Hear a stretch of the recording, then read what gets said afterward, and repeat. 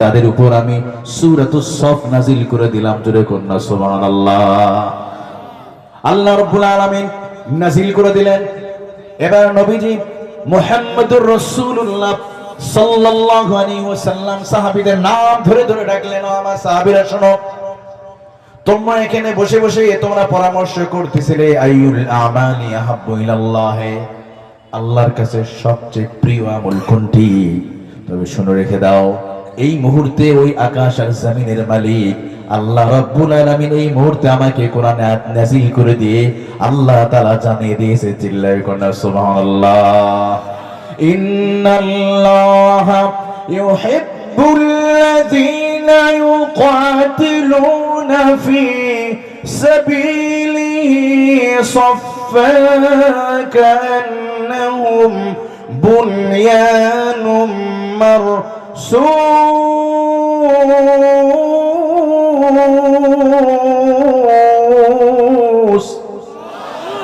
এই মুহূর্তে আমার আল্লাহ রাব্বুল আলামিন আয়াত নাযিল করে দিয়ে তিনি জানিয়ে দিলেন আল্লাহর কাছে সবচাইতে প্রিয়, আল্লাহর সবচেয়ে প্রিয় আমল নিশ্চয় আল্লাহ ভালোবাসেন ইউহিব্বুল্লাযীনা ইউকাতিলুনা ফি সাবিলিহি, আল্লাহর রাস্তায় যারা কাতারবদ্ধ হয়, সারিবদ্ধ হয়ে যারা দিন কায়েমের জন্য, দিন প্রতিষ্ঠার জন্য যারা কাতারবদ্ধ হয়ে যারা যুদ্ধের ময়দানে জিহাদ করে, আল্লাহ বলেন তাদেরকেই আমি আল্লাহ সবচাইতে বেশি ভালোবাসি।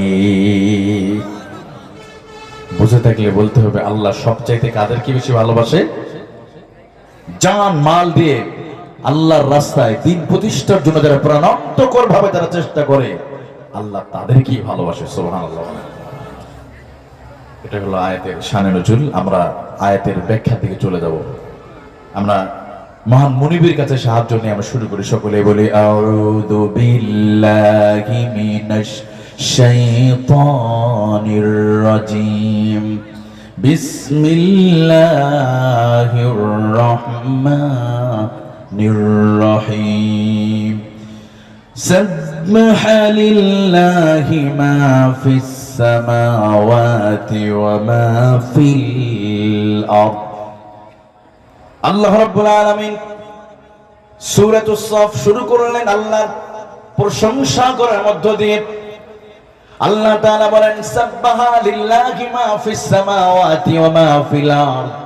আমার প্রিয় ভাইরা, কোরআনুল কারীমে দেখবেন একাধিক সূরা শুরুতে কখনো ইউসাব্বিহু লিল্লাহি মা ফিস সামাওয়াতি ওয়া মা ফিল আরদ।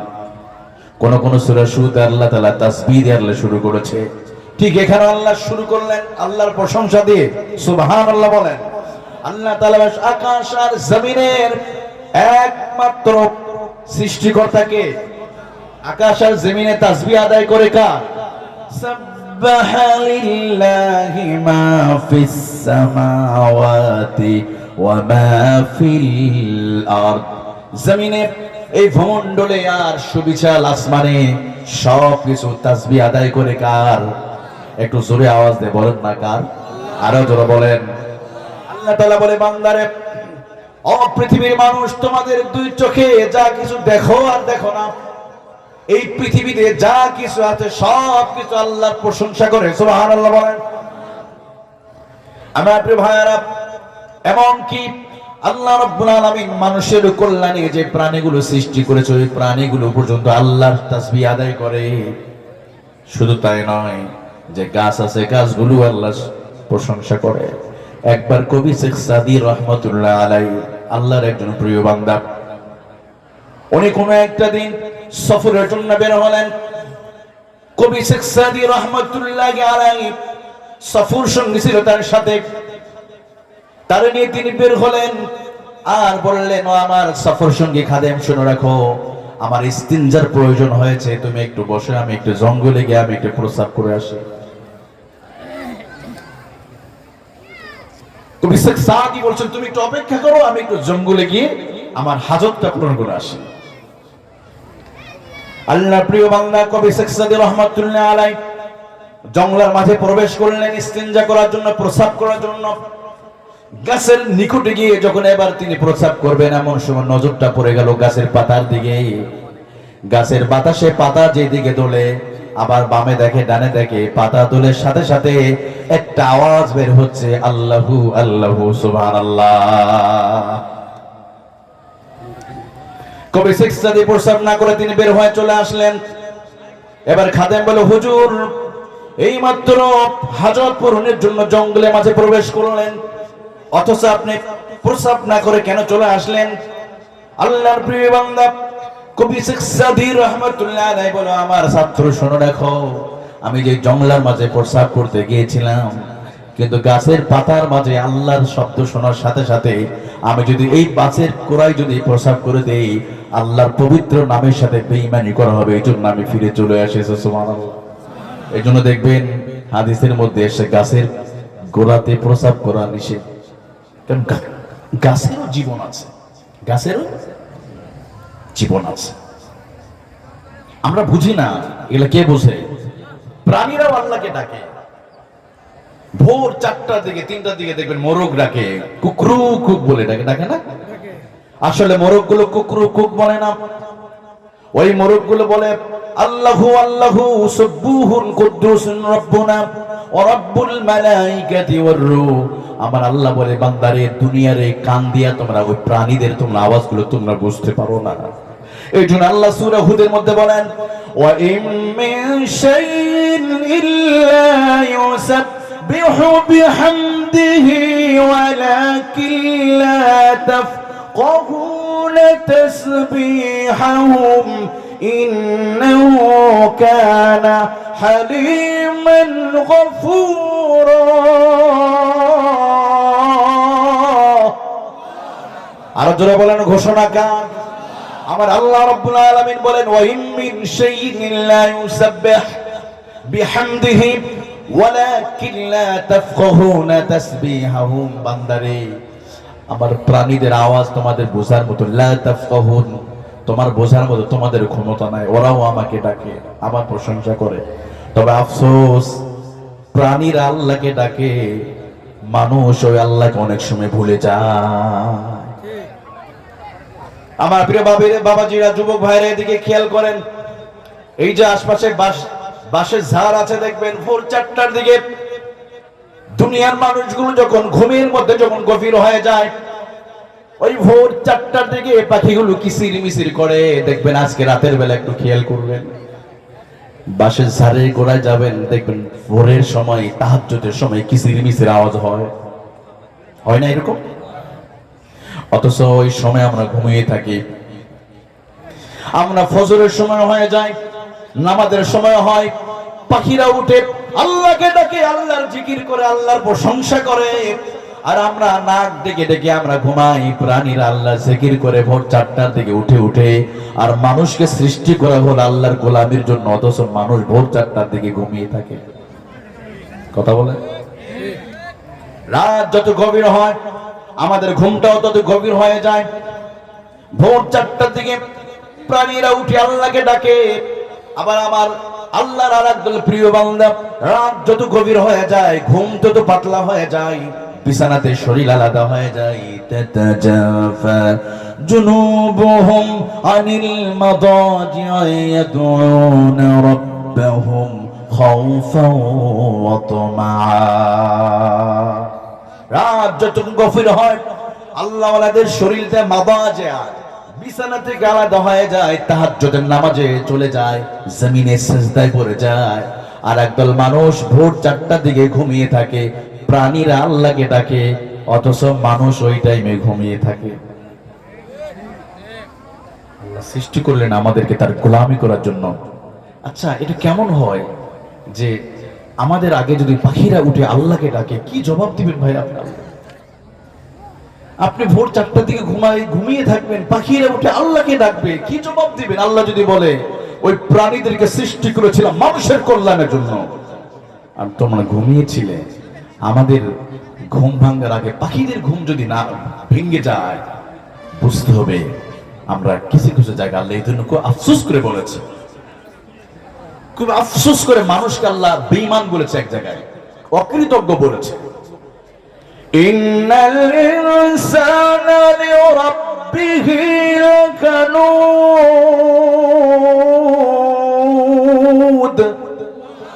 আল্লাহ রাব্বুল আলামিন যেই মানুষকে এত সুন্দর করে সৃষ্টি করলেন, ওই মানুষকে মহান রব আল্লাহ রাব্বুল আলামিন এক জায়গায় বললেন, মানুষরে তোমরা বড় বেঈমান, তোমরা বড় নিমক হারাম, নিমক কুর্দি, নিমক দ্বারা সে কুস্তি। ফার্সিতে একটা কথা বলা হয়, নুন খেয়ে নুনের বাটি ভেঙে ফেলা।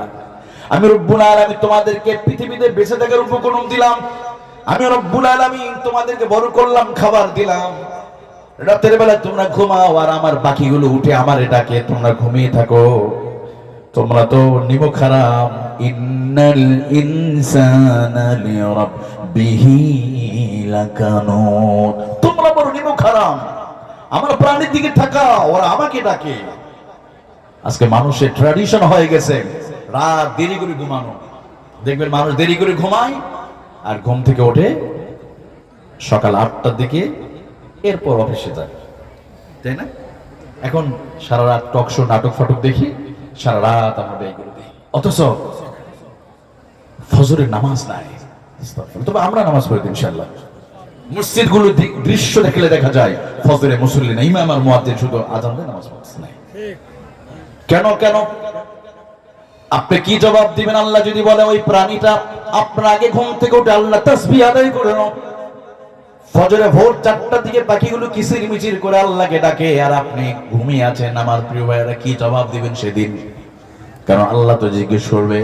এই জন্য আল্লাহ বলেন, বান্দারে শোনো, আকাশে জমিনে যা কিছু আছে সব কিছু আল্লাহর তাসবিহ আদায় করে সুবহানাল্লাহ বলেন। আল্লাহ রাব্বুল আলামিন পরে আয়াতে বলছেন, ইয়া আইয়ুহাল্লাযীনা আমানু লিমা তাকুলুনা মা লা তাফআলুন। আল্লাহু আকবার, আরো জোরে বলেন না। এবার আল্লাহ তাআলা ঈমান যারা এনেছে, ঈমানদার কারা? তাসদিক বিল জিনান, ইকরার বিল লিসান, আমল বিল আরকান, অর্থাৎ কালিমা শাহাদা জবান দিয়ে বলেছে, মুখে স্বীকৃতি দিয়েছে, অন্তরে বিশ্বাস করে আমলে পরিণত করেছে।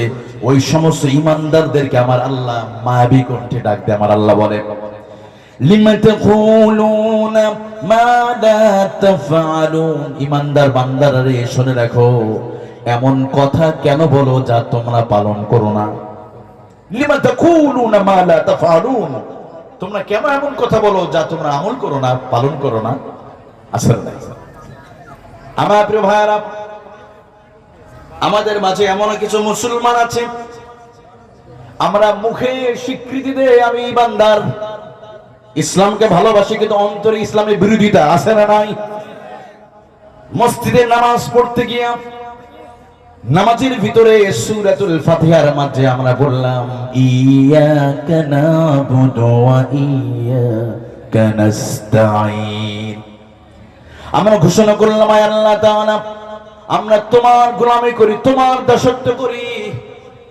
মসজিদে ঘোষণা করলাম আল্লাহর গোলামি করি, মসজিদ থেকে বের হয়ে আবার তাগুতের গোলামি করি, কোরআনের বিরোধিতা করি। এমন মানুষ আছে না নাই? মসজিদে বললো কি, আল্লাহ তোমার গোলামি করি, তোমার দাসত্ব করি, তোমাকে মানি। মসজিদে বের হয়ে চলে গেছে ভণ্ড বাবার মাজারের দরগায়, আছে ওই ভণ্ড পীরের দরগায় চলে গেছে যেখানে শিরিক হয়, আছে না নাই? ওখানে গিয়ে বাবার কাছে চায়। মসজিদে বললো কারো কাছে চাই না, সন্তান হয় না, বাবার কাছে গিয়ে বলে, বাবা দুইটা সন্তান দাও। আছে না? সন্তান কে দেয়? কোন বাবা দিতে পারবে? তথাকথিত সেই ভণ্ড বাবা দিতে পারবে? কে দিবে? অথচ নামাজে বললেন, নামাজে স্বীকৃতি দিলেন, আল্লাহ তোমার গোলামি করি, তোমার কাছে আমি চাই, কিন্তু বাহিরে গিয়ে চলে গিয়েছেন ওখানে। না, আপনি সরাসরি আল্লাহর কাছে চাইবেন। সন্তান নাই তো কি হয়েছে, আল্লাহকে চাবেন, আল্লাহকে বলবেন, আল্লাহ আমার সন্তান হয়, আল্লাহ দাও না একটা কলিজার টুকরো সন্তান। নবী ইব্রাহিম আলাইহিস সালাম তিনি আল্লাহর কাছে চেয়েছেন, জাকারিয়া আলাইহিস সালাম তিনি চেয়েছেন, তাহলে আপনি কেন মানুষের কাছে যাবেন? হ্যাঁ, ওই দরবারে যাবেন যেখানে গেলে রাসূলের সুন্নাত আছে, টুপি আছে, দাড়ি আছে। যেখানে শিরিক নাই সেখানে যাওয়া যাবে, কিন্তু যেখানে শিরিক আছে, সিজদা আছে, সেখানে যাওয়া যাবে। যেখানে গেলে একজন চোর, একজন ডাকাত টুপি দাড়ি রেখে কোরআনের কর্মী হয়ে যায়, কোরআনের সৈনিক হয়, এমন জায়গায় যেতে হবে। কথা বলেন ঠিক কিনা? আমার প্রিয় ভাইয়েরা, আমি বলছিলাম লিমা তাকুলুনা মা লা তাফআলুন, মুখে বললাম একটা, অন্তরে বিরোধিতা। মুখে বললাম ইসলামকে ভালোবাসি, নির্বাচন আগে বললাম যদি আমরা ক্ষমতায় যাই আমরা এই কাজটা করব। ক্ষমতায় যাওয়ার পরে আলেমদের বিরোধিতা করে আলেমদেরকে জেলখানায় ঢুকায়, আছে না নাই? আগে বললো না আলেমদের ভালোবাসি, আবার কিছু কিছু আছে কিছুদিন আগে যে স্বৈরাচারদের পতন হয়েছে তাদের প্রধান তিনি একসময় বলতেন ফজরের নামাজে পড়ে আমি যাই নামাজ তালাশ করি, বলছেন ফজরের পরে উনি যাই নামাজ তালাশ করেন, অথচ সুযোগ পাইলে আলেমদেরকে আবার জেলখানায় ঢুকে রিমান্ডে নিয়ে নির্যাতন করে। কথা কোন ঠিক কিনা? তাহলে মুখে একরকম, অন্তরে আবার। সারা বাংলাদেশে 570টা মডেল মসজিদ তিনি নির্মাণ করলেন আর ঘোষণা করলেন ভারত উপমহাদেশে সম্রাট বাবুর কেন কোন সম্রাট এতগুলো মসজিদ নির্মাণ করতে পারে নাই, উনি ঘোষণা করেছিল। কিন্তু আসল সত্যটা বলে নাই, মসজিদ নির্মাণ করেছে ঠিকই কিন্তু টাকাটা দিয়েছে কি এটা বলে নাই। এই টাকা ওই স্বৈরাচারের টাকা নয়, সৌদি সরকার দিয়েছে, সেই টাকায় মসজিদ নির্মাণ হয়েছে। এই সত্যটা এই দেশের মানুষকে জানানো হয় না। মডেল মসজিদে কি হবে যদি মডেল খতিব নিয়োগ না দেওয়া হয়? মডেল মসজিদে ধুয়ে খান যদি ওখানে কোনো বাতিলকে যদি বসানো হয়, মডেল মসজিদে ওই সমস্ত যারা হক কথা বলবে, কোরআনতে তাফসীর করতে পারে এমন ব্যক্তিদের ঢুকাতে হবে।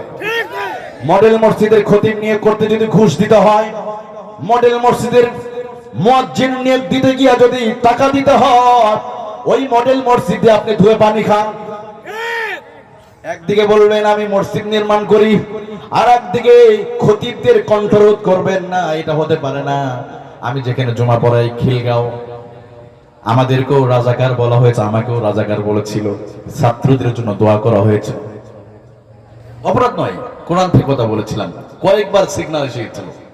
এবার যদি ওনারা চলে থাকতো টিকে যেত, হয়তো আমার কয়েকজন বন্ধু চাকরি চলে গেছে ঢাকায়। তাহলে একদিকে মসজিদ নির্মাণ করে অন্যদিকে খতিবের চাকরি কেড়ে নেয়। কথা বলেন ঠিক কিনা? আল্লাহ বলে এরা বেঈমান, এরা কি? এরা হলো মুনাফিক। লিমা তাকুলুনা মা লা তাফআলুন।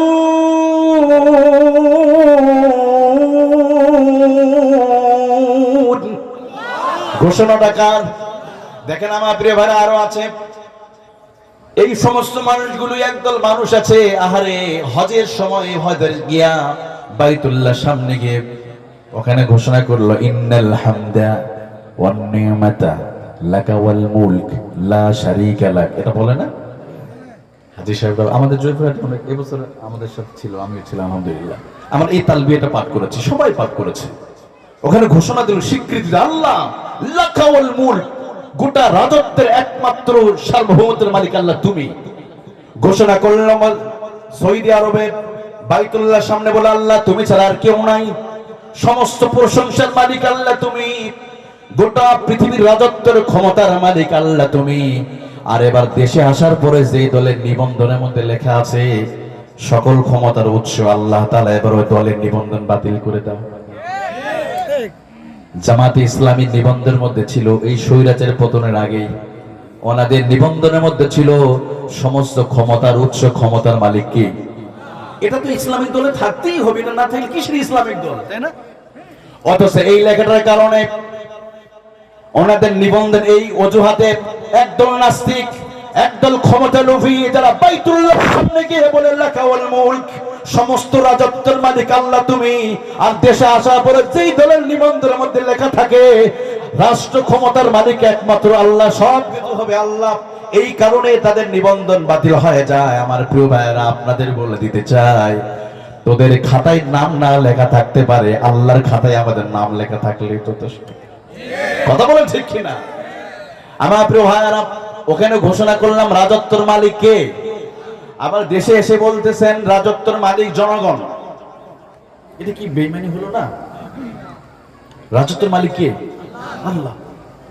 আচ্ছা, রাজত্বের মালিক হতে গেলে দুইটা ক্যাটাগরি আপনি ফিল আপ করতে হবে, দুইটা ক্যাটাগরি পূরণ করতে হবে। সার্বভৌমত্বের মালিক হতে গেলে দুইটা শর্ত পূরণ করতে হবে। কয়টা? এক নম্বর, আপনাকে পৃথিবীতে চিরদিন ক্ষমতায় থাকা লাগবে। থাকা যাবে? ফেরাউনও ঘোষণা করেছিল আপনি যদি সার্বভৌমত্বের মালিক, সভরেন্টির মালিক যদি দাবি করেন, শর্ত পূরণ করতে হবে কয়টা? দুইটা। চিরদিন ক্ষমতায় থাকা লাগবে। আমার প্রিয় ভাইরা বলুন তো, মানুষ কি চিরদিন ক্ষমতায় থাকতে পারবে? এই পৃথিবী তো চিরদিন থাকবে না। কত রাষ্ট্রনায়ক আসলো, কত স্বৈরাচার চলে গেল, পৃথিবী চিরদিন থাকবে? গোটা পৃথিবী একটা দিন শেষ হয়ে যাবে, আমরা থাকবো? থাকবো না, কোনো মানুষই থাকবে না। কুল্লু মান আলাইহা ফান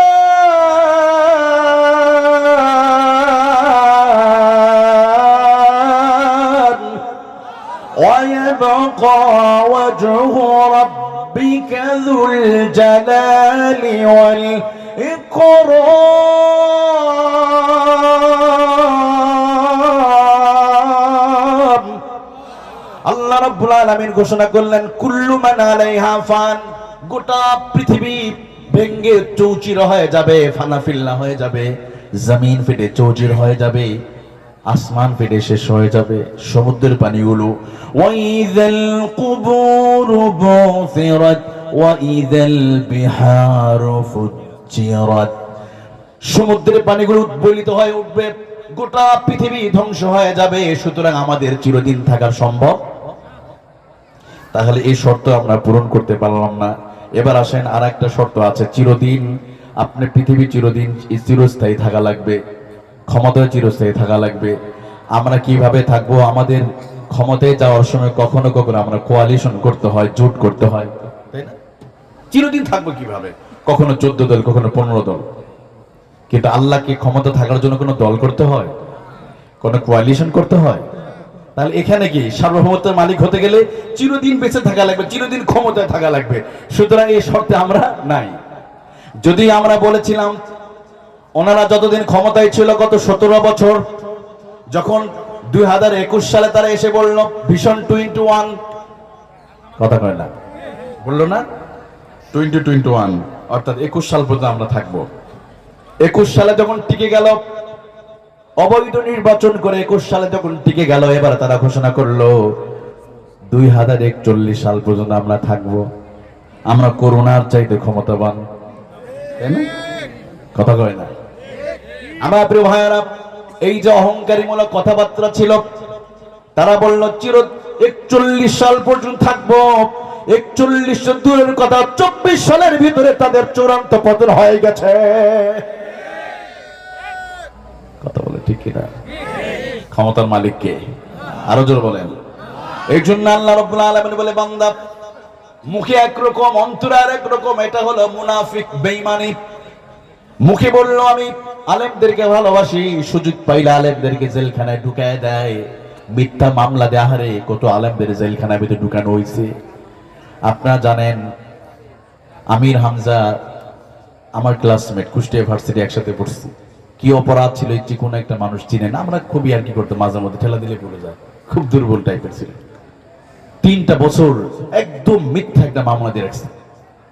শাইখুল হাদিস, ইবনু শাইখুল হাদিস আল্লামা মামুনুল হক, কি অপরাধ, মিথ্যা মামলা দিয়ে। কোন অপরাধ ছিল না এদের? শুধু তাই নয়, এইভাবে একের পর এক মিথ্যা মামলা দিয়ে আলেমদেরকে এমন ভাবে জেলে ঢুকানো হতে, এখনো অনেক অপরাধীদেরকে অ্যারেস্ট করা হচ্ছে, আমি ভিডিওতে দেখলাম।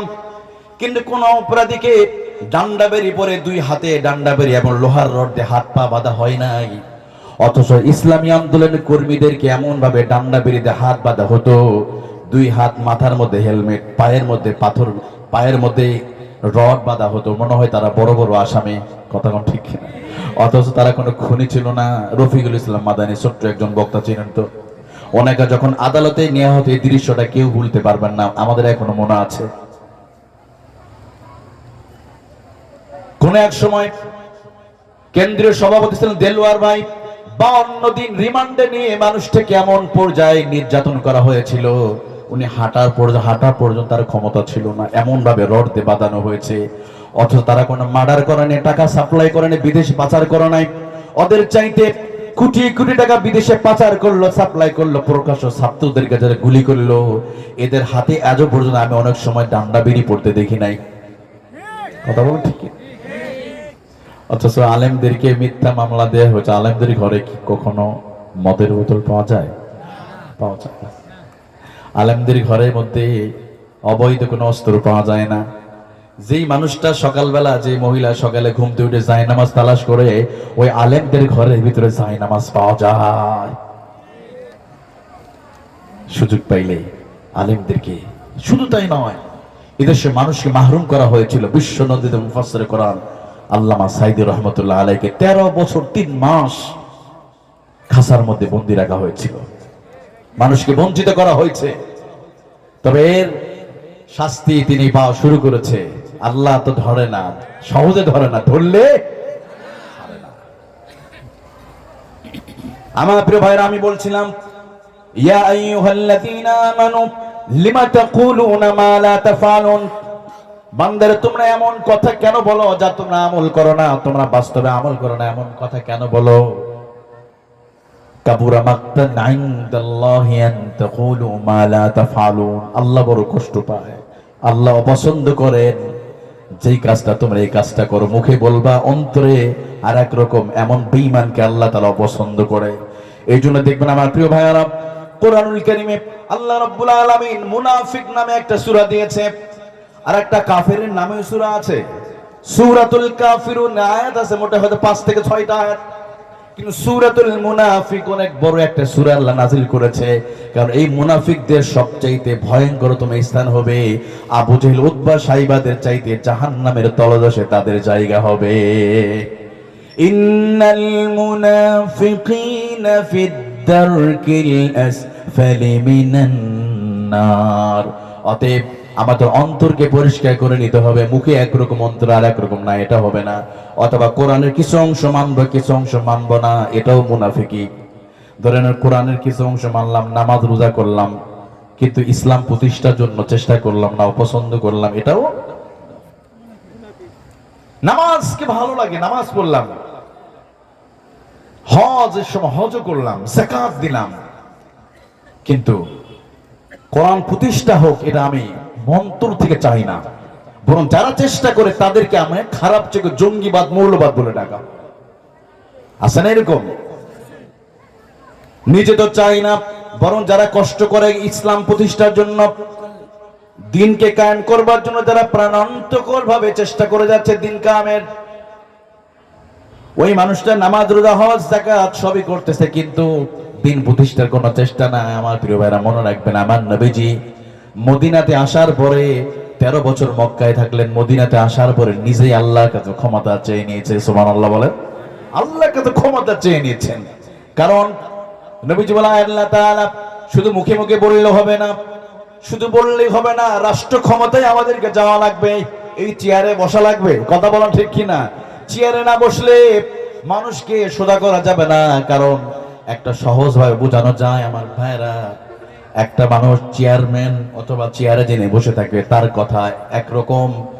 ধরেন আমি যদি উদাহরণটা দিই, ঠিক এভাবে বাংলাদেশের প্রধানমন্ত্রী যিনি, উনি যদি 10 সেকেন্ড বলে আজ থেকে বাংলাদেশের নামাজ আমি বাধ্যতামূলক করে দিলাম, উনি যদি ঘোষণা করে আজ থেকে বাংলাদেশে এই টেকনাফ থেকে তেতুলিয়া, রূপসা থেকে পাটুরিয়া নামাজ বাধ্যতামূলক, বলতে কতটুকু সময় লাগে? 10 সেকেন্ড, 10 সেকেন্ড, 5 সেকেন্ড। বললাম তো মানুষ নামাজি বেশি হয় না? এবার আসেন, আর অন্যদিকে যদি 10,000 বক্তা 10 বছর ধরে এই দেশের মানুষকে টেকনাফ থেকে তেতুলিয়া, রূপসা থেকে পাটুরিয়া, গোটা বাংলাদেশের 16 কোটি মানুষকে যদি 10 বছর ধরে নামাজের ওয়াজ করে, নামাজের নসিহত করে, ওয়াজ করে, বয়ান করে, যতটা মানুষ 10 বছর ওয়াজ করে নামাজি না হবে, ওই চেয়ারওয়ালা প্রধানমন্ত্রী 10 সেকেন্ডের কথাই মানুষ বেশি নামাজি হবে। এই জন্য আমার আল্লাহ তাআলা বলেন এই কোরআনটাকে জায়গা মতো নিতে হবে, জায়গা মতো নিতে হবে। এই জন্য আমার আল্লাহর কাছে নবী নিজেই দোয়া করেছেন, রব্বি আদখিলনি মুদখালা সিদকিন ওয়া আখরিজনি মুখরাজা সিদকিন ওয়াজআলনি মিন লাদুনকা সুলতানান নাসীরা। ঘোষণাটা কার? একটু জোরে বলতে হবে, ঘোষণা কার? নবীজি বললেন আল্লাহ তাআলা সুলতানান নাসীরা, আমার হাতে দিয়ে দাও, রাষ্ট্র ক্ষমতা তুমি আমারে দাও। আমার নবীজি মদিনাতে আসার পরে রাষ্ট্র ক্ষমতা যখন তিনি হাতে পেয়ে গেলেন, সমাজ থেকে একটার পর একটা বিধান কার্যকর হয়ে গেল, অন্যায় দূর হতে লাগলো সমাজ থেকে। এই জন্য আমি মনে করি আমার দেশ থেকে চুরি আর বাটপারি আর দুর্নীতি দূর করতে বেশি সময় লাগবে না, যদি কিনা আমরা কোরআনুল কারীমটা যদি পার্লামেন্টে নিতে পারি। গত 52 বছর ধরে এ দেশ থেকে আমরা দুর্নীতি দূর করতে পারি নাই, ক্ষুধা মুক্ত সমাজ উপহার দিতে পারি নাই, টেন্ডার মুক্ত সমাজ আমরা উপহার দিতে পারি নাই, দুর্নীতি দূর করতে পারি না আমরা। বরং ইতিহাস হয়ে গিয়েছে পৃথিবীর কোন রাষ্ট্র এত চুরি আর বাটপারি পাচার করে নাই যত 15 বছর ধরে প্রায় 17 লক্ষ কোটি টাকা বিদেশে পাচার হয়ে গেছে। 17 লক্ষ কোটি টাকা। এটাকে যদি এভাবে হিসাব করা হয়, 54টা পদ্মা সেতু নির্মাণ করা হবে টাকা দিয়ে। কয়টা? 54টা। তা এত দুদক তৈরি করা হলো, দুদকের মধ্যে দুর্নীতি। তাহলে এইগুলো দুর্নীতি দূর হলো না এতদিন 52 বছর ধরে। তবে এগুলো দূর করতে হলে এই কিতাব লাগবে। কে বলেছে? কে? فَمَن تَبِعَ هُدَايَ فَلَا خَوْفٌ عَلَيْهِمْ وَلَا هُمْ يَحْزَنُونَ।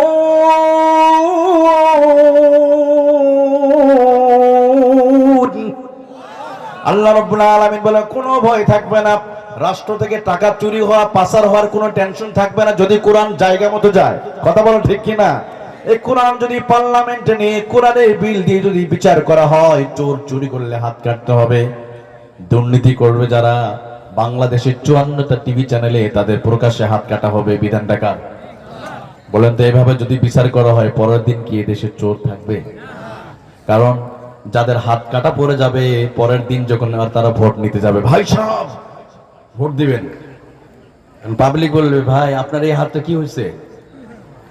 মেম্বার সাহেব চাল চুরি করতে গিয়ে হাতটা কাটা পড়ছে। ভোট দিবেন নাকি আপনারা? হাতটা উঠাতে পারবে না, কারণ একবার দুর্নীতি করে হাত কেটে পড়ছে। এখন তো ভোট নিতে যায়, মানুষকে ভোট দিবে? পারবে না।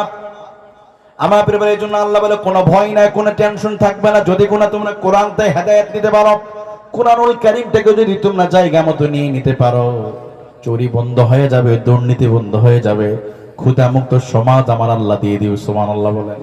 আমার প্রিয় ভাইয়েরা দেখেন, যতদিন কোরআন ছিল ততদিন ক্ষুধা মুক্ত সমাজ উপহার দিয়েছিল সেই জামানায়।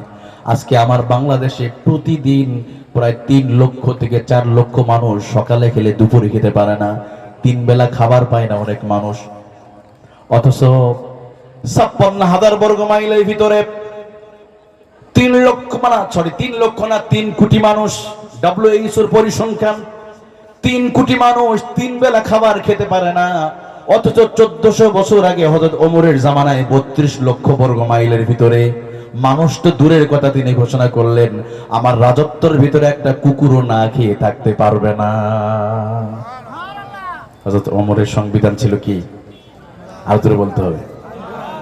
তাহলে হযরত ওমর রাদিয়াল্লাহু আনহু ওনার রাজত্ব এরিয়া ছিল 32 লক্ষ, আর বাংলাদেশ এরিয়া 56,000। মানচিত্রে বাংলাদেশ খুঁজেই পাওয়া যায় না, বাংলাদেশ লিখলে আরেক দেশে চলে যায়, তাই না?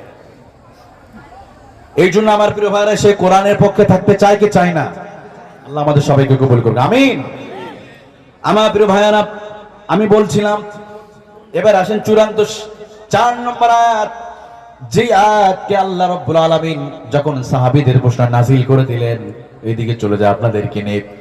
সাহাবীরা আলোচনা করতেছিল মান আহাব, আল্লাহর কাছে সবচেয়ে কোন আমলটা প্রিয়? আহাব্বুল আমাল ইলাল্লাহ, আল্লাহর কাছে সবচেয়ে আমল কোনটি প্রিয়? এবার নবীজি মুহাম্মদুর রাসূলুল্লাহ সাল্লাল্লাহু আলাইহি ওয়াসাল্লামকে আল্লাহ রাব্বুল আলামিন ওহীর মাধ্যমে জানিয়ে দিলেন, নবীজি সাহাবীদের মাঝে আলোচনা হচ্ছে, আপনি তাদেরকে জানিয়ে দেন ইন্নাল্লাহা ইউহিব্বুল্লাযীনা ইউকাতিলুনা ফি সাবিলিহি সাফফান কাআন্নাহুম বুনয়ানুম মারসুস। আল্লাহু আকবার। নবীজি তাদেরকে বলে দেন, নিশ্চয় আল্লাহ সবচেয়ে তাদেরকে বেশি ভালোবাসে যারা কাতারবদ্ধ হয়ে দিন প্রতিষ্ঠার জন্য, দিন কায়েমের জন্য দলবদ্ধ হয়ে যারা আল্লাহর রাস্তায় যারা জিহাদ করবে জানমাল দিয়া। আল্লাহ বলেন আমি তাদেরকে সবচেয়ে বেশি ভালোবাসি। সুবহানাল্লাহ। বুখারী দ্বিতীয় খণ্ডে কিতাবুল মাগাজি নিয়ে চলে যায়। এবার আপনাদেরকে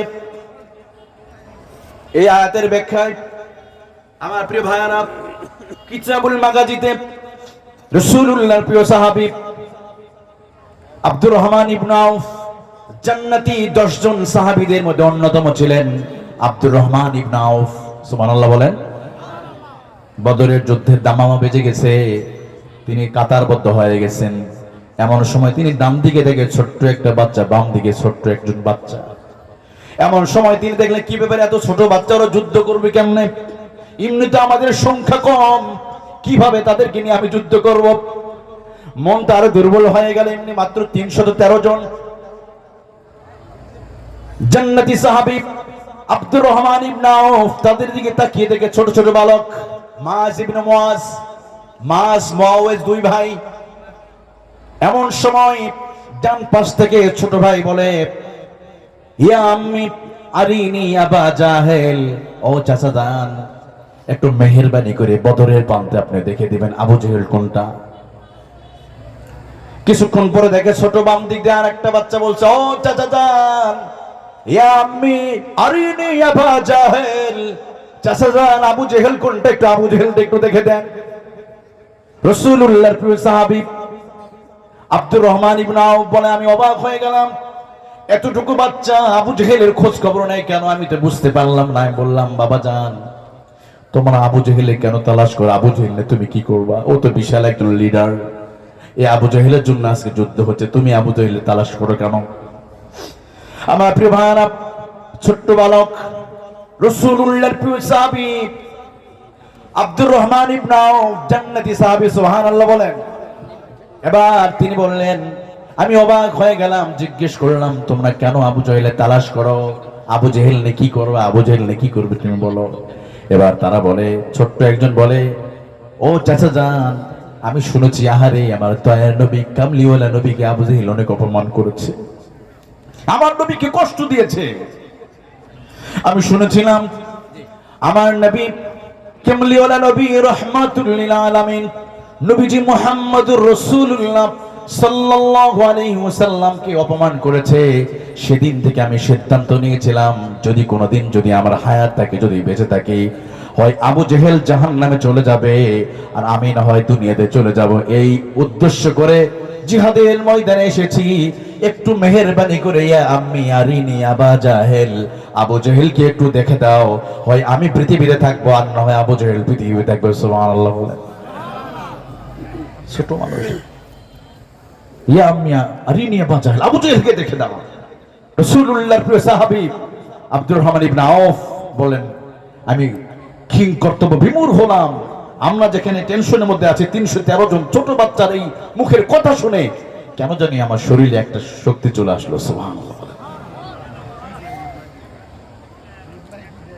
আমার প্রিয় ভাইরা, রাসূলুল্লাহর প্রিয় সাহাবী আব্দুর রহমান ইবনে আউফ বলে, এবার আমি লক্ষ্য করলাম ছোট্ট বালক মাস মুয়াওয়াজ কান বলে, ওই যে আবু জেহেল মাথা উঁচু করে দাঁড়িয়ে আছে, অত লিডার।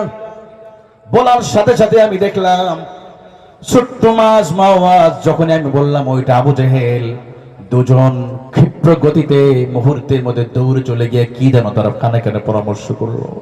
আমি দেখলাম এক ভাই আবু জেহেলের ঘোড়ার পায়ের সামনের দিকে আঘাত করার সাথে সাথে ওই ঘোড়া যেমন জমিনে পড়ে যায়, আর এক ভাই দৌড়ে গিয়ে আবু জেহেল গর্দান থেকে তার মাথাটা দ্বিখণ্ডিত করে দেয়। সুবহানাল্লাহ বলেন। আমার প্রিয় ভাইরা, বলছিলাম কিতাবুল মাগাজির হাদিসটা একটু খেয়াল করেন। ছোট্ট মাস মুয়াওয়াজ আল্লাহর দ্বীনকে কিভাবে হৃদয়ে লালন করেছিলেন, নবীজি মুহাম্মদুর রাসূলুল্লাহ সাল্লাল্লাহু আলাইহি ওয়াসাল্লামকে কিভাবে ভালোবেসেছে। ও যুবক ভাই, দুনিয়াতে তোমার পাঠানো হয়েছে শুধু ফ্রি ফায়ার আর পাবজি গেম খেলার জন্য নয়। যুবকের সময় অনেক দামি, আল্লাহর কাছে বেশি প্রিয়। শুধু এই সময়টা আপনি ফেসবুকিং, ইউটিউবিং এগুলো করে সময় শেষ করে দিবেন, এটা হতে পারে না। যুবকদের সময় আল্লাহর কাছে সবচেয়ে দামি। তাহলে আল্লাহ তাআলা বলছেন, আল্লাহর কাছে সবচেয়ে প্রিয় কাজ ওই কাজ যারা দলবদ্ধ হয়ে, কাতারবদ্ধ হয়ে আল্লাহর জমিনে আল্লাহ দ্বীন প্রতিষ্ঠার জন্য যারা প্রাণান্তকর ভাবে চেষ্টা করবে, আল্লাহ তাদেরকে সবচাইতে বেশি ভালোবাসে। সুবহানাল্লাহ বলেন। কান্নাহুম বুনিয়ানুম মারসুস, কেমন জানি তারা সীসা ঢালা প্রাচীরের মতো ঐক্যবদ্ধ দ্বীন প্রতিষ্ঠার জন্য। কিন্তু আজকে আমাদের ভিতরে এই জিনিসটা বড় অভাব। মুসলমান গোটা পৃথিবীতে মুসলিমদের মাঝে আমাদের দলবদ্ধতা নেই। দুনিয়ার ক্ষেত্রে আছে কিন্তু দ্বীন প্রতিষ্ঠার জন্য নাই। আমরা অনেক সময় বলি অমুকের আকীদা খারাপ, ওর আকীদা খারাপ, সে ভালো নয়, আমি ভালো, ইসি, এগুলো আমাদের ভিতরে। কিন্তু আমরা কালিমার ভিত্তিতে আমাদের এক হতে হবে, তাই না প্রিয় ভাইরা? অমুসলিমরা যখন আমাদের উপর হামলা করবে তখন কি দেখবে কে কোন গ্রুপ, কোন টুপিওয়ালা, তার পাগড়ির কালার কি, সবুজ না লাল, কে সুন্নি, কে ওয়াহাবি, কে খারেজি, এগুলো কি দেখবে? সে দেখবে সে কালিমাওয়ালা কিনা। এই জন্য আমাদের ঐক্য হবে কালিমার ভিত্তিতে। আমাদের সবার কালিমা এক। কালিমার মধ্যে কোন ডিভাইডেড আছে? আপনি যেই দলের হন না কেন, যেই দলের যেই তরিকার হন, সবার কালিমা কি এক। আমাদের বাইতুল্লাহ নিয়ে কোনো ডিভাইডেড আছে? সবার বাইতুল্লাহ, সবাই ওখানেই যায় হজ করতে। আমাদের কোরআন নিয়ে কোনো পার্থক্য আছে? কোনো পার্থক্য নাই। কিন্তু আফসোস আমাদের এখানেই পার্থক্য। এইটা সুযোগ নেই অমুসলিমরা। আজকে দেখেন ফিলিস্তিনে যে মুসলমান রক্ত ঝরছে, পাশের দেশগুলো যদি একটু হংকার দিত ইরানের সাথে, আজকে সৌদি আরব বলেন, কুয়েত, কাতার, বাহরাইন, তারা যদি একটু প্রতিবাদ করত, মানে যুদ্ধ করার দরকার নেই, শুধু যদি বলতো আমরা তেল আর দিব না তোমাদেরকে, যুদ্ধ করা লাগবে না সৌদি আরবদের, বাস ওরা লেজ গুটে পালিয়ে যাবে। কিন্তু তলে তলে তারাই দেখেন ওদেরকে সাপোর্ট করছে, ইহুদিদেরকে আর আমাদের মুসলিম ভাইদেরকে তারা পাখির মতো গুলি করে মারছে। আজকে অনেকেই ডোনাল্ড ট্রাম্প আসাতে অনেকে কিছু লোক খুশি হয়েছে, আবার মনে মনে ভাবতেছে উনি হয়তো কোলে করে ক্ষমতায় বসায় দেব ওনাদেরকে, তাই না?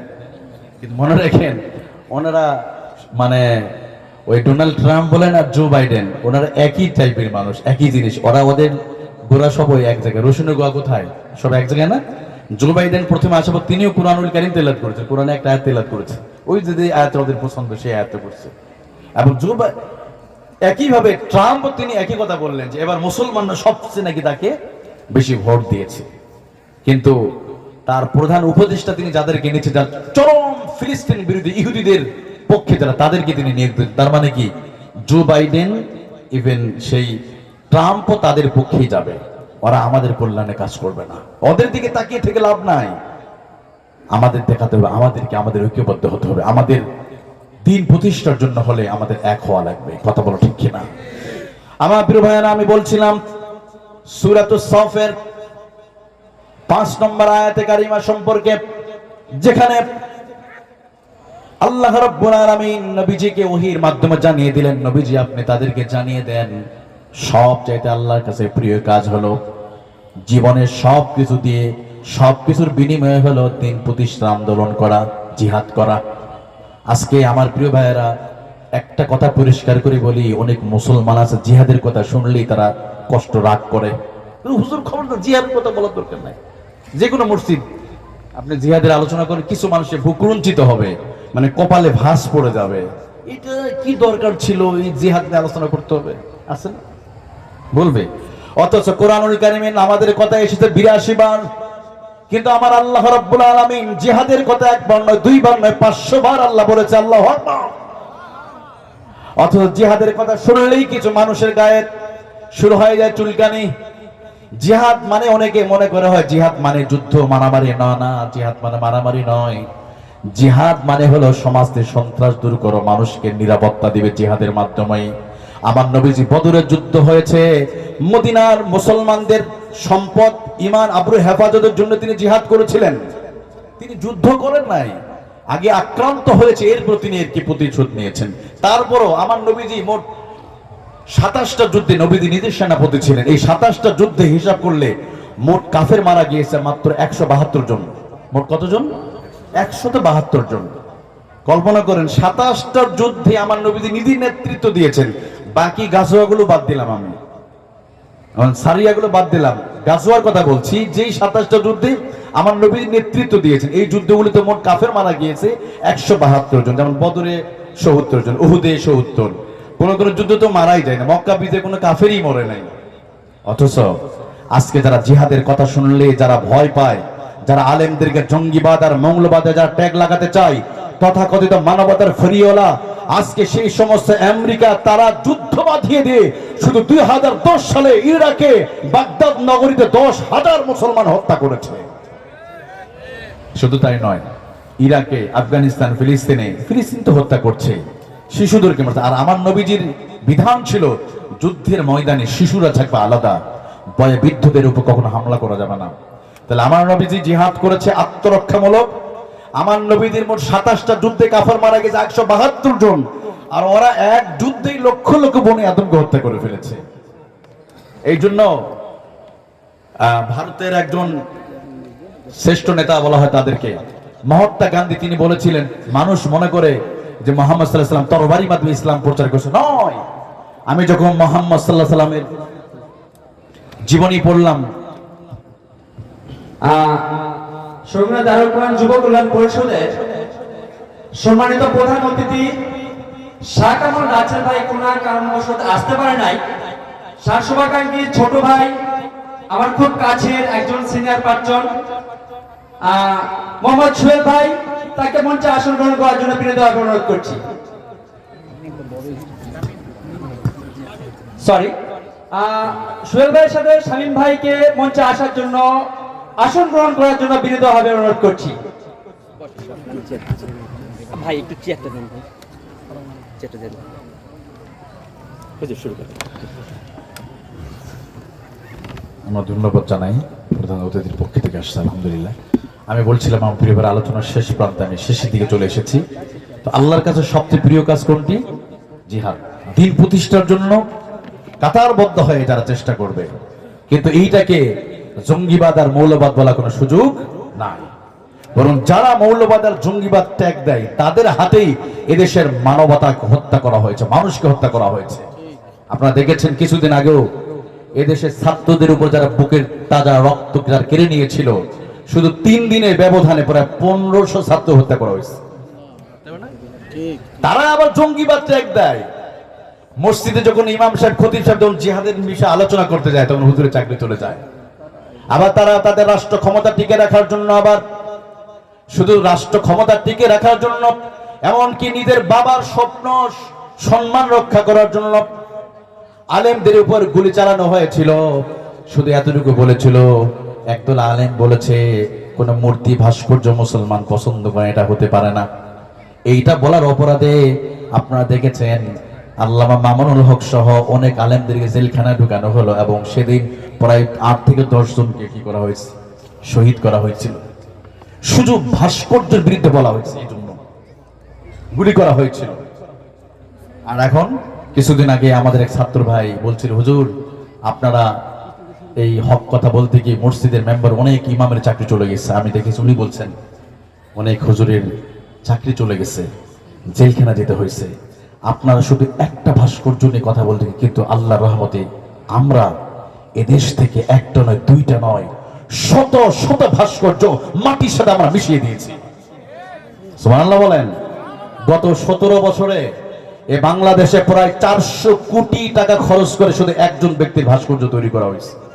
2022 সালে একজন মা তার সন্তানকে বিক্রি করেছে মাত্র 12,000 টাকায়। অথচ ওই বছরে ঢাকা ফার্মগেট এলাকায়, ঢাকা কিছু কিছু এলাকায় এমন মূর্তি বানানো হয়েছে কয়েক কোটি টাকা দিয়ে। বলো তো এগুলোতে কোনো লাভ আছে? লাভ নাই। অথচ এই কথা বলতে গিয়ে অনেক আলেমদেরকে জেলখানা যেতে হয়েছে। জিহাদের কথা বলতে গিয়ে হুজুরদেরকে জঙ্গি ট্যাগ দেওয়া হয়েছে।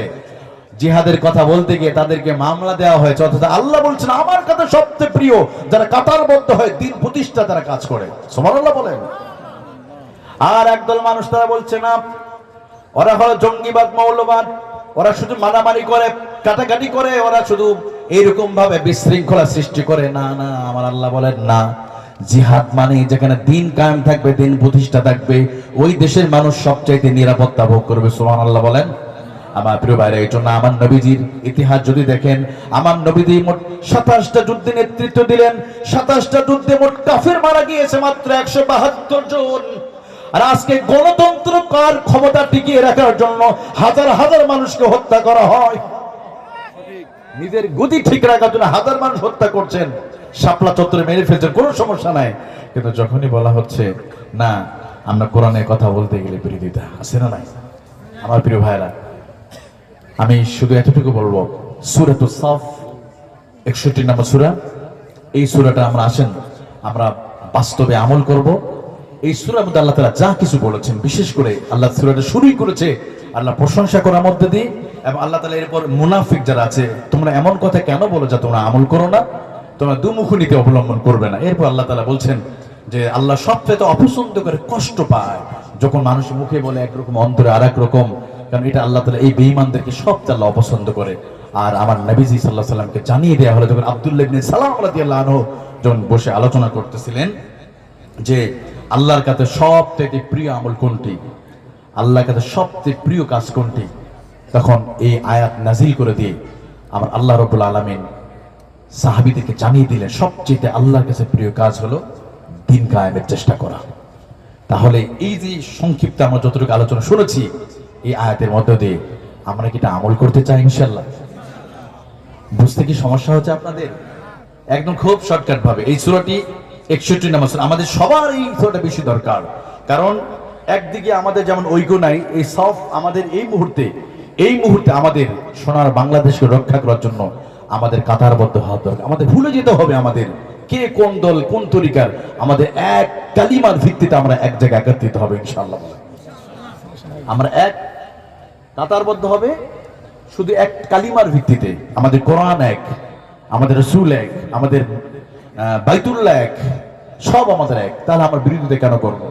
আর আমরা যদি বিরোধিতা করি একজন আরেকজনের, তাহলে কি হবে? তারা সুযোগ পেয়ে যাবে।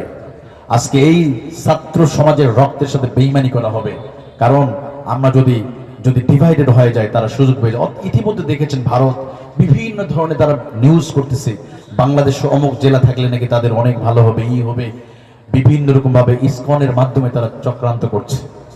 এই জন্য আমাদের যদি ডিভাইডেড হয়ে থাকি, সেদিন আর দূরে নয় যেদিন কোন একদিন ঘুম থেকে উঠে দেখবেন বাংলাদেশের কিছু এলাকা আর একটা দেশের পেটের মধ্যে চলে গেছে। এই জন্য আমরা যদি ঐক্যবদ্ধ থাকি তাহলে কিছুই করতে পারবো না। আপনার জানেন চট্টগ্রামে কিছু কিছু এলাকা, আমরা তো মাহফিল করতে যাই, খাগড়াছড়ি, পানছড়ি, তবলছড়ি এলাকা, দিঘিনালা, সেই সাজেক ভ্যালি এলাকাগুলো এখনো গেলে গাড়ি থামি তাদেরকে, মুসলমানদের আমাদেরকে ট্যাক্স দিতে হয়, বাঙালিদেরকে। তার মানে ওখানে কি আমরা পূর্ণ স্বাধীনতা নাই এখনো, কারণ ওরা অস্ত্র পায় ভারত থেকে, মায়ানমার থেকে। এই জন্য আমাদেরকে সচেতন হতে হবে, আমাদের ঐক্যবদ্ধ হতে হবে, কখনো আমাদের ঐক্য যেন নষ্ট না হয়। আমাদের কালিমার ভিত্তিতে হতে পারে, আমরা বিভিন্ন তরিকার হতে পারি, সমস্যা কিসের? আমাদের একদিকে এক, সবাই তো এক কালিমার কথা বলা হয়।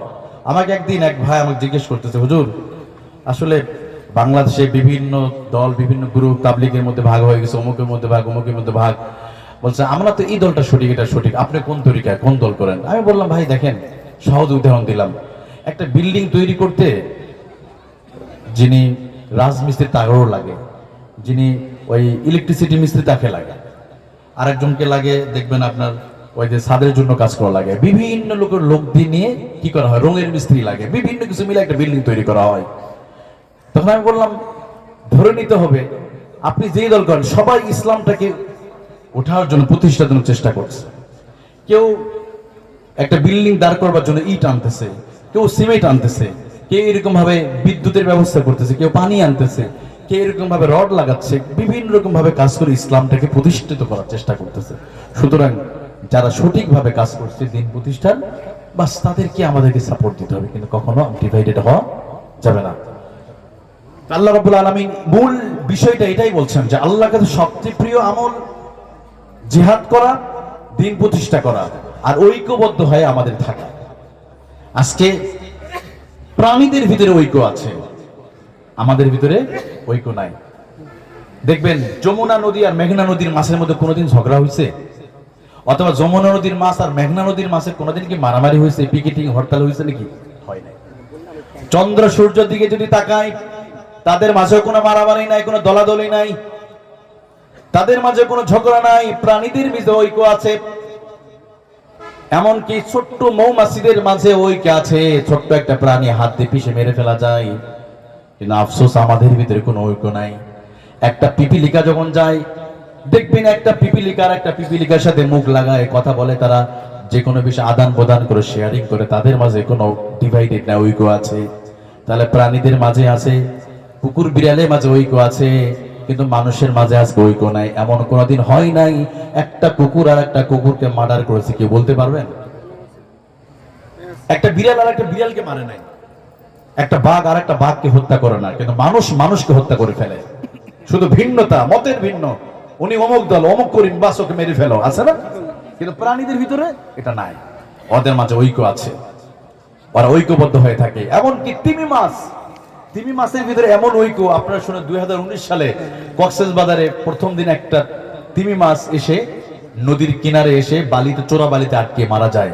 পরের দিন আর একটা তিমি মাছ এসে সেখানে আত্মহত্যা করে। প্রাণীবিদরা বলল ওরা ছিল মানে তিমি মাছ একজন আরেকজনকে এতটাই ভালোবাসে, ওরা যখন দেখবেন ওদের মাথার উপর একটা ছিদ্র আছে, দূরের শব্দ করে, এটা প্রায় 20 থেকে 30 কিলোমিটার দূর থেকে তারা শুনতে পায়। যদি কেউ বিপদে পড়ে আরেকজন তাদের বিপদে তাদের সাহায্য করে। কিন্তু সে প্রাণী দিয়ে তিমি মাছের মধ্যে যে ভালোবাসা, সেটা আমাদের মধ্যে নেই। দেখেন আমাদের মধ্যে কেউ যদি বিপদে পড়ে, ধরেন রাস্তায় বিপদে পড়ছে, আমরা কিন্তু যাই না, অ্যাক্সিডেন্ট করছে অনেকে যায় না, বিপদে পড়ে, কিন্তু প্রাণীরা প্রাণীদের কাছে বাঁচে, তারা রক্ষা করতে যায়, তাদের ভালোবাসে, তাদের বিপদে হেল্প করে, সাহায্য করে। এই জন্য আসুন আমরা প্রাণীদের মতো নিকৃষ্ট হব না ভাই, মানুষের বিপদে সাহায্য করবো, এগিয়ে যাব, আমরা দলবদ্ধ হয়ে থাকবো ইসলামের জন্য, আমরা দিন প্রতিষ্ঠার জন্য সীসা ডালা প্রাচীরের মতো হয়ে থাকবো। আল্লাহ তাআলা আমাদের সবাইকে কবুল করে নিক। আপনাদের সুস্বাস্থ্য কামনা করে, দীর্ঘায়ু কামনা করে, বিশেষ করে মাহফিল কমিটিকে আমি ধন্যবাদ জানাই। শাগুনা দারুল কোরআন যুব কল্যাণ পরিষদ, তারা যুবক মানুষ অধিকাংশ, তারা এত সুন্দর আয়োজন করেছে।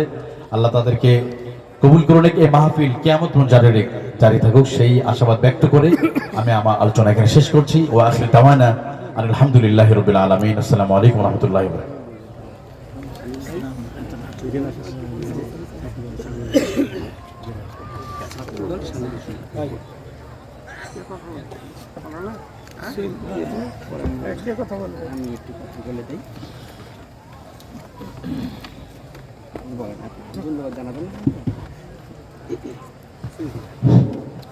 ধন্যবাদ মাওলানা ইহসান হাবিবুল্লাহ মিসবাহ সাহেবকে। আলহামদুলিল্লাহ, আমরা যে মেহমানের প্রতীক্ষা দীর্ঘক্ষণ যাবৎ করছি, অল্প সময়ের মধ্যে তিনি আমাদের মাঝে এসে পৌঁছে যাবেন। তার আগে একটু শুভেচ্ছা বক্তব্য রাখবেন আজকের এই মহতি জলসার যিনি প্রধান অতিথি ছিলেন, তার স্নেহাস্পদ ছোট ভাই উপস্থিত হয়েছেন। আমি জনাব সোহেল রানা, আমি তাকে